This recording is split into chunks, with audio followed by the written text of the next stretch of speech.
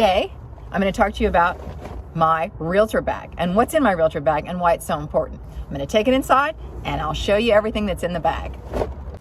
Hand sanitizer. Always have to have it. No matter where we come out of, I offer it to my customers. This is the most important thing in my bag.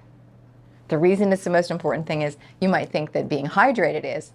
This is for my ability to be able to flush a toilet.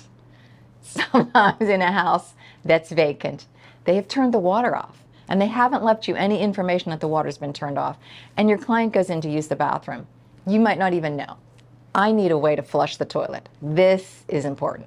This is my toilet flushing water.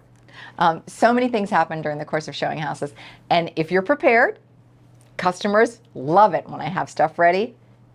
You should have a go bag. And by the way, if you have something else in your Realtor bag, let me know. I'd like to add to mine, or maybe you'll add one of these to yours.